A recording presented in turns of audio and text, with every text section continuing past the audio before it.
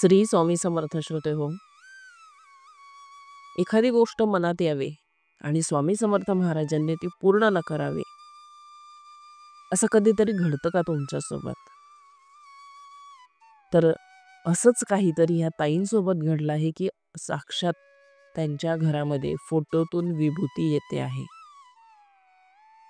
म्हणजे खरंच आहे, आपल्याला ह्या सगळ्या गोष्टी सगळ्यांना जे नास्तिक आहेत त्यांना काल्पनिक वाटतात, पण हे सत्य आहेत. स्वामी होते, आहे आणि राहणार. तर चला श्रोते हो, वेळ न घालवता आजच्या खूप सुंदर आणि अशा छान अनुभवाला आपण आज सुरुवात करणार आहोत. तत्पूर्वी श्री स्वामी समर्थ महाराजांना त्रिवार मुजरा करून आजच्या खूप छान आणि सुंदर अनुभवाला आपण सुरुवात करणार आहोत. ताई आहेत पुण्यावरून.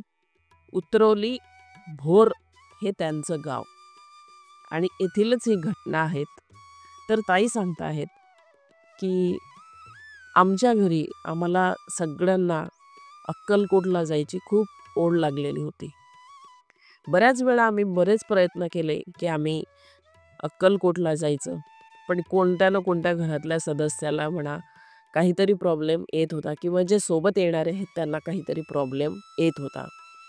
असं प्रत्येक वेळेला असं 3 ते 4 वेळा असं अक्कलकोटला जाण्याचं आमचं टाळाटाळ झालं.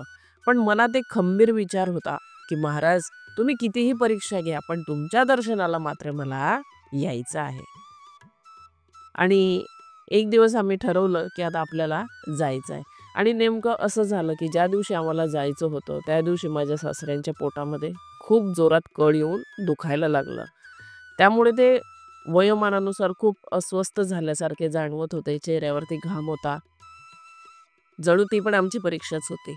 पण माझे सासरे म्हणाले, "नको, आता दिरंगाई करू नका, कारण बऱ्याच वेळा तुमचं दर्शनाला जाण्याचं टाळाटाळ झालेलं आहे. त्यामुळे तुम्ही वेळ न घालवता तुम्ही दर्शनाला आवर्जून जा, दर्शन घेऊन या." तेवढ्यात माझे मिस्टर बोलले, "तुम्ही सगळे जा, मी बाबांसाठी मी घरी थांबतो." मग मी त्यांना म्हटलं, "नको जाऊ द्या, आपण सगळेजण राहू द्या, आपण नंतर कधीतरी जाऊ." असंच झालं. आणि माझे सासरे मग सगळ्यांना म्हणायला लागले, "तुम्ही कोणीही थांबू नका, तुम्ही सगळेजण जा, मी घरी थांबतो. मी व्यवस्थित माझी स्वतःची काळजी मी घेणार." मग आता शाश्वती पटली. मग आम्ही सगळेचे सगळेजण ठरलेल्या वेळेमध्ये आम्ही अक्कलकोटला जाण्यासाठी आम्ही निघालो. सगळं काही तिथं खूप छान झालं. आम्ही निवासस्थानावरती राहिलो. जे काही आरती होती, महाप्रसाद होता, ते सगळं काही आम्ही तिथं ग्रहण केलं. अगदी घरी यावंसं वाटत नव्हतं, इतकं मनमोहक ते स्वामी समर्थ महाराजांचं ते दर्शन होतं. दर्शन घेतलं आणि आमच्या परतीच्या प्रवासाला आम्ही पुन्हा लागलो. एक मनाला शांतता वाटली की चला आज आपलं अक्कलकोटचं दर्शन, आपली मनातली जी इच्छा होती ती पूर्ण झालेली आहे. आम्ही घरी आलो. मनात एकच घोळ होता, स्वामी आता तुमचं दर्शन तर झालं हो, पण तुम्ही सगळ्यांना अनुभव देतात, मला तरी कधी अनुभव देणार तुम्ही? माझा असाच मी विचार करून मी झोपलेले होते. अगदी शांततेत झोपलेले होते. सकाळी उठून जेव्हा बघितलं, तर अक्षरशः आमचा सगळ्यांचा कोणाचाही विश्वास बसणार नाही अशी घटना आमच्या घरात घडलेली होती. आणि याचा सुगावाही कोणाला लागलेला नव्हता, की एवढ्या रात्रभरात झालं तरी काय? पण असं झालेलं होतं, की जो आमच्या घरामध्ये स्वामी समर्थ महाराजांची जी प्रतिमा आहे, त्या प्रतिमेतून विभूती येत होती. तुम्हाला स्क्रीनवरती फोटो दिसणार आहेत, नक्कीच बघा. त्या फोटोतून विभूती येत होती. आम्हाला सगळ्यांना आश्चर्याचा धक्काच बसला. कारण का?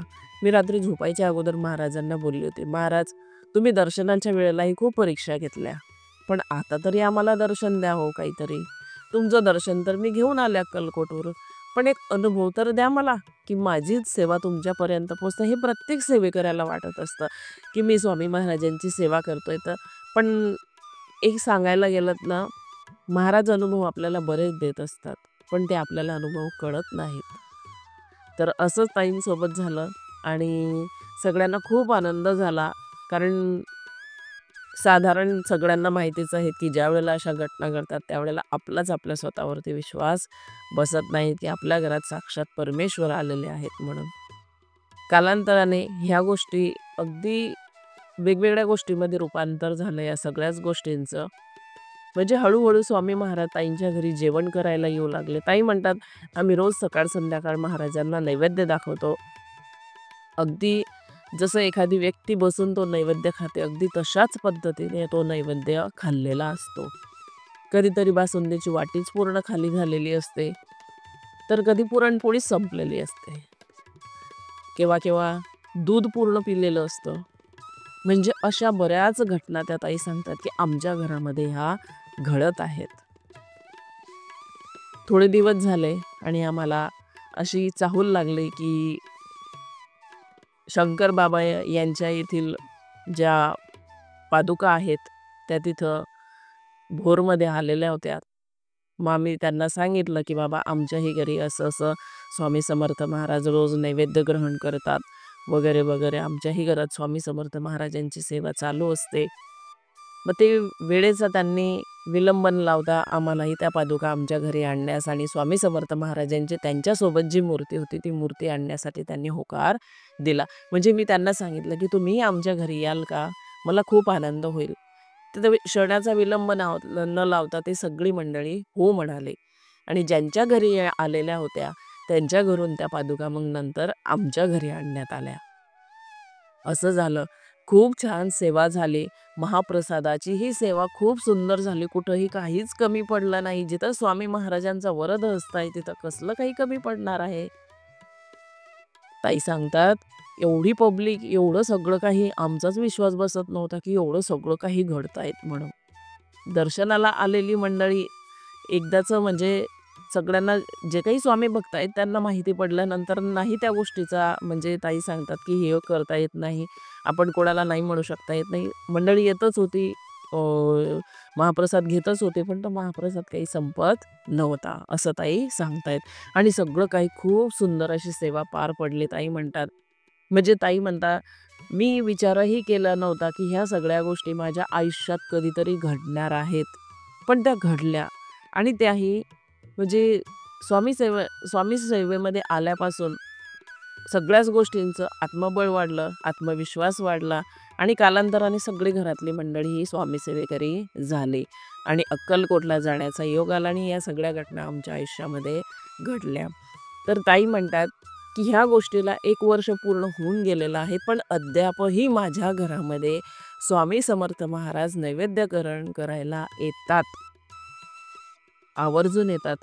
जेव्हाही म्हणजे नैवेद्य दाखवला जातो त्यातला एकतरी पदार्थ हा पूर्ण संपलेला असतो किंवा अर्धवट सोडलेला असतो. आणि हो, ताई म्हणतात, की त्यांनी जी मूर्ती आणलेली होती, जे भोर येथे जी शंकर महाराजांची जी पादुका होत्या आणि स्वामी समर्थ महाराजांच्याही पादुका होत्या. तर त्यावेळेला त्या पादुका आपल्या मूर्तीमधून आमच्या घरी ती मूर्ती संध्याकाळी ते जेव्हा सेवेला आले, तर ती आमच्याच घरात रात्रभर त्यांचा मुक्काम होता आणि त्यावेळेला त्याही मूर्तीच्या उजव्या पायातून विभूती ही निघालेली होती. स्क्रीनवरती तुम्हाला दिसत असेल. तर श्रोते हो, खरंच आहे. भक्ती केली तर मेवा हा मिळतोच, पण त्यासाठी आपल्यामध्ये तेवढा संयम असायला हवा. आपण आज सेवा केली, आपण 10-15 दिवस सेवा केली, महिनाभर केली, 2 महिना केली, की आपण लगेच म्हणतो, "मला अनुभव दिला नाही." पण बघा, आपले जे प्रारब्ध असतात, त्याचे प्रारब्धाचे भोग संपल्याशिवाय आपल्याही आयुष्यामध्ये आनंदाचा क्षण येत नाही. कारण जे खड्डे आपण खोदलेले आहेत मागच्या जन्मी, ते भरायला तर माती आणावीच लागणार आहेत ना आपल्याला. मग ती माती कुठून येते? तर जेव्हा तुम्ही भगवंताचं नामस्मरण कराल, एखाद्या गरीब व्यक्तीला त्याच्या अडी-अडचणीमध्ये मदत कराल किंवा कोणत्या ना कोणत्या स्वरूपामध्ये तुम्ही कुठेतरी दानधर्म कराल, तेव्हा ह्या सगळ्याच गोष्टी तुमच्या आयुष्यामध्ये सुखकारक होत असतात.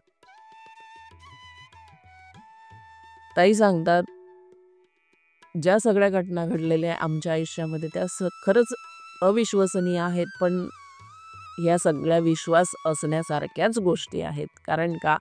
तर हे सगळं माझ्यासोबत घडतंय आणि आजही आम्ही स्वामी सेवेमध्ये आहोत आणि स्वामी महाराज हवं तेव्हा येतात, मस्त छानपैकी नैवेद्य ग्रहण करतात आणि आम्हाला भरभरून आशीर्वाद देतात आणि तसंही मंडळी आमच्या घरी दर्शनाला येतच असतात, असं ताई सांगत आहेत. तर बघा श्रोतेहो, किती सुंदर अनुभव आहेत. जिथं निस्वार्थी सेवा आहे, तिथं स्वामी आहेतच हो. स्वार्थी सेवा असेल तरीही महाराज असतात, पण जिथं निस्वार्थी असेल तिथं महाराज कायम टिकून असतात. हे तेवढंच मात्र नक्की आहेत. तर ताई म्हणतात, "सेवा करा, सेवेकरी वाणी नवीन सेवेकरी घडवत राहा, ज्योतीने ज्योत लावूया आणि घरोघरी स्वामी पोहोचवूया." खूप छान संकल्पना आहेत ताईंची आणि नक्कीच आपणही या संकल्पनेमध्ये आपण भाग घेऊया. ह्या व्हिडिओच्या माध्यमातून हा व्हिडिओ जास्तीत जास्त लोकांपर्यंत पोहोचवण्याचा प्रयत्न करा, जेणेकरून तुमच्याही हातातून एक सत्कर्म घडेल आणि एक नवीन सेवेकरी तुमच्याही हातून घडेल. तुमच्या प्रारब्धांमध्ये जे काही भोग असतील ते लवकरात लवकर संपतील आणि नामस्मरणाचा जो धावा आहे तुमचा, तो जलदपटीने वाढत राहो. तर श्रोतेहो, आजची केलेली सेवा इथंच संपवते आणि स्वामी समर्थ महाराजांच्या चरणी अर्पण करते. करता करविता स्वामी आहेत, आपण मात्र निमित्त आहोत. तर चला श्रोतेहो, आज इथंच थांबूया. पुन्हा नवीन एका कथेसोबत, एका विषयासोबत, एका अनुभवासोबत आपण पुन्हा भेटूया. तोपर्यंत सर्वांना श्री स्वामी समर्थ. जय जय स्वामी समर्थ.